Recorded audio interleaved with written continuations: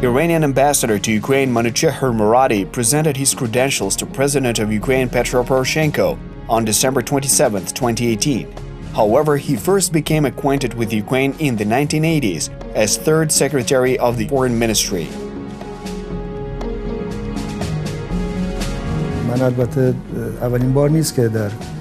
I'd like to say that this is not my first trip to Ukraine. Many years ago, I was here when Ukraine was a part of the Soviet Union. When I made a trip to your beautiful country and became better acquainted with its wonderful people and beautiful nature. During the years when I worked in the Ministry of Foreign Affairs, I had the opportunity to visit Ukraine a couple of times.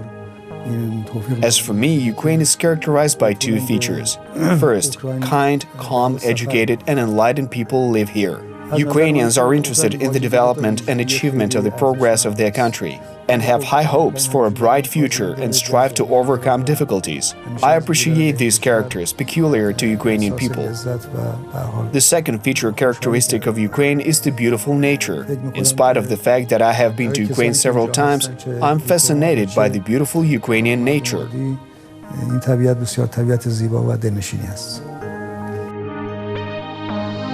Despite close diplomatic contacts between Iran and Russia, the Islamic Republic supports the territorial integrity and sovereignty of Ukraine. As for interaction in the UN, Iran often votes against resolutions adopted by the Ukrainian government. However, the Iranian diplomat explained this by expressing a position on the subject of the acts, but not voting against Ukraine as a state. The ambassador believes the priorities of the mission are to strengthen bilateral cooperation regardless of the external factors. As you know, we were among the first countries that recognized the independence of Ukraine, despite the good relations with the leadership of the Soviet Union. We opened embassies in both countries and exchanged ambassadors. Throughout all these years, we actively cooperated in all directions, and there were no fundamental differences between us. In addition, every time when it was necessary, we provided assistance to your country. It should be noted that Iran and Ukraine are two independent countries. Just as Iran demonstrated great importance to the issue of its independence, Ukraine reaffirmed the aspirations of people and established itself as an independent country on the regional and international arena.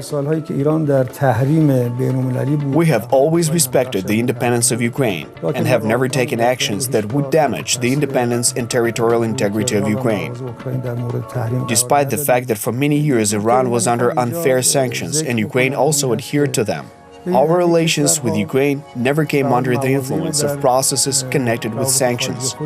Given this, I would like to point out one fact that every country has its own special positions in foreign relations. These positions may not necessarily coincide with each other. However, all countries have their own positions and their own interests. The impetus for the intensification of relations between Ukraine and Iran at the political level was the conclusion of the nuclear agreement between Iran and the 5+1 group. After its signing, representatives of the Ukrainian leadership, in particular Ukrainian Foreign Minister Pavlo Klimkin, repeatedly visited Tehran. Now consultations are being held regarding the return visit of the Minister of Foreign Affairs of the Islamic Republic of Iran, Dr. Zarif. I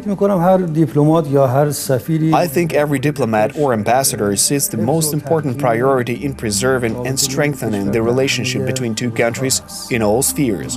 For me, this is also a top priority.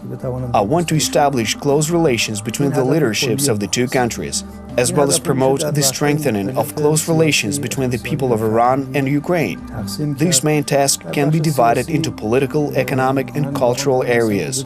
In the political sphere, I really hope to expand the dialogue between representatives of the political leadership of the two countries at the level of foreign ministries and parliaments of the two countries and the political structures of Ukraine. The population of Iran is around 82 million. The population of Ukraine is slightly more than 40 million, which is also quite an impressive figure for Europe. With this in mind, countries can become a large-scale testing ground for more active and progressive development of bilateral trade relations. The most promising are the spheres of agriculture and technological development. There are great opportunities in the economic sector. Unfortunately, over the past years, the potential of both countries has not been fully realized. And I hope that with the assistance of the Ukrainian leadership, the situation with the relevant enterprises and institutions of the economic sector will change for the better. This is in the interests of both countries, since it will bring them the positive dividends. The Iranian market is at the disposal of Ukraine. Here we should overcome some obstacles and difficulties, such as American sanctions. Other obstacles and difficulties are technical. For example, I would like to increase the transparency of the banking sector and property legislation. I would like more Ukrainian enterprises to enter the market. Unfortunately, the relationship between the private sectors of our two countries is not developing as rapidly as I would like. So let's hold exhibitions and sales of goods, expand the process of making travel for groups of representatives of private business and small and large producers to each other's countries. Fortunately, there is a direct flight between us, and this creates appropriate opportunities for visits of business representatives and tourists. We also see prospects for cooperation in the pharmaceuticals industry, where both countries have huge potential. The agricultural sector also has great potential. In particular, our investors are interested in extraterritorial agriculture. Given the vastness of the Ukrainian territory in terms of agriculture, Iranian private companies are ready to come here and rent land. While the foundations for such work and cooperation have been laid, further expansion in this direction is absolutely imperative. The intensification of economic relations was seen in 2017, when the Ukrainian-Iranian Business Forum was held in Kiev. The heads of the chambers of commerce and industry of the two countries signed a memorandum of cooperation, and Ukrainian businessmen were able to communicate with representatives of 80 Iranian companies. Today, the two countries are focusing on the development of relations not only at the level of capital cities, but also between regions.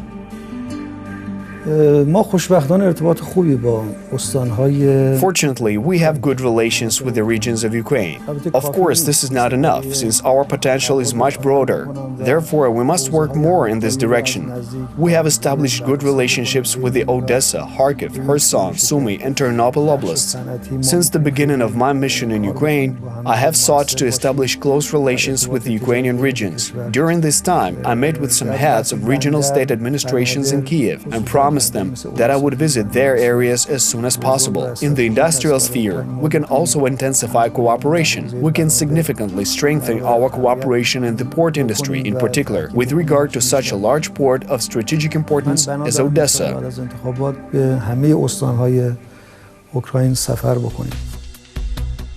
International cooperation in the framework of the Belt and Road Initiative also opens new opportunities for Ukrainian-Iranian cooperation.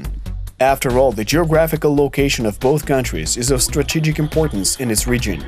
The North-South corridor passes through Iran, which connects the Baltic states with India, as well as the Silk Road from China to Europe, so both Iran and Ukraine can become the main transit highways for all surrounding regions. As you know, transport really plays a key role in the development of economic cooperation between all countries. I always compare transport with the blood vessels of the human body. Transport communications between countries have the same meaning as the blood vessels in the human body. I recently had a productive meeting with Mr. Omelyan, the Minister of Infrastructure of Ukraine, regarding the development of cooperation in the transportation sector between the two countries. In addition to that, a meeting on the international North-South transport corridor was held in Tehran, in which many countries took part. The Ukrainian authorities were also invited to participate in this meeting, though due to some technical reasons, the Ukrainian officials could not come. The ambassador of Ukraine in Tehran took part in the meeting as an observer. In my opinion, the participation of Ukraine in such meetings and the expansion of activities in this sphere are very important for the Ukrainian economy. In addition, the relationship between the two countries can be significantly transformed. The port in Odessa can play a key role in the path of any corridor from north to south, from west to east. However, we're not only considering the north-south corridor. Transport links connecting Iran, Armenia, Georgia, and Ukraine via the Black Sea may also be in demand. I hope that in the near future either Mr. Omelyan will pay a visit to Iran or the Minister of Roads and Urban Development of Iran will visit Ukraine, and during the talks that will be held there will be possibility to contribute to the expansion of cooperation. Cultural ties between the two countries go back centuries. This is indicated by linguists who find cognates in Ukrainian and Persian, and ethnographers say that the ancestors of modern Persians lived in the western regions of Ukraine many centuries ago. من میخوام بگم که این زمینه وجود داره.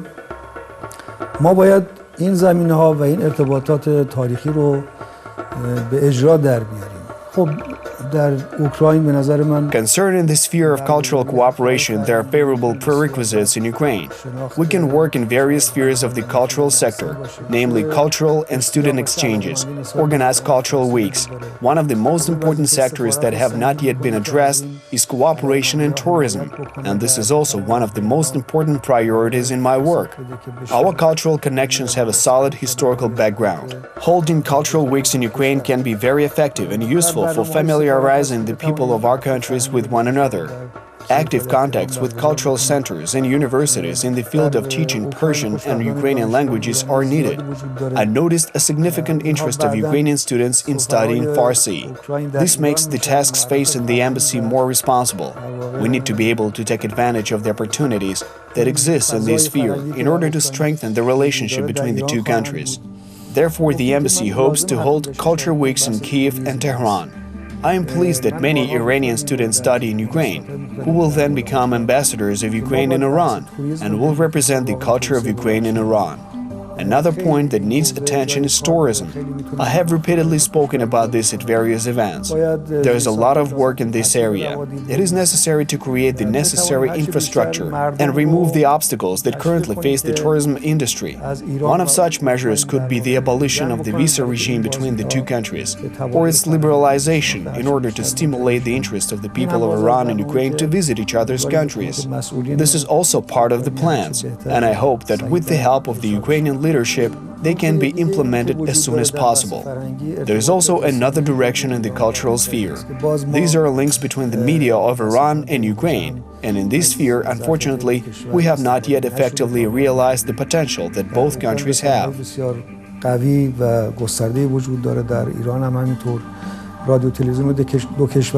Radio and television companies of both countries can cooperate with each other. We can put on the agenda the conclusion of cooperation agreements between the two countries in the field of radio and television. The Embassy of the Islamic Republic of Iran is committed to strengthening contacts with the media.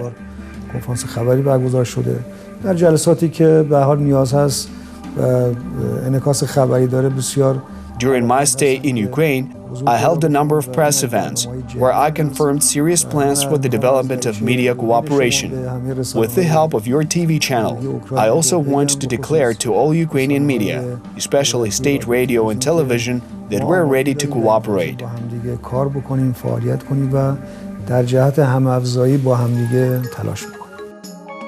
For many years, one of the most important cultural events of bilateral cooperation has been the celebration of the Iranian New Year, Nowruz. In 2010, the UN General Assembly adopted a resolution on the International Day of Nowruz. به نام خداوند جان و خرد من لازم قبل از هر چیز عید نوروز رو به همه بینندگان عزیز I want to congratulate all the viewers of the program, especially my dear Iranian compatriots living in Ukraine, on the holiday of Nowruz. This is a regional holiday, which is celebrated not only by Iranians, but also by citizens of the countries of Central Asia and the Caucasus, Turkey and Afghanistan. I will say that Nowruz is of great importance for us Iranians. This is the Iranian New Year, and it is considered the favorite holiday for all Iranian citizens. In 2019, the Spring Festival was celebrated in the Ukrainian capital with the participation of diplomats and representatives of Azerbaijan, Afghanistan, Kyrgyzstan, Kazakhstan, Tajikistan, Turkey, Uzbekistan, Iran, and Ukraine. The tradition of using fire and other symbols during the festival is similar to Ukrainian pagan rites. These ancient rites symbolize the triumph of good over evil and the beginning of a new happy year.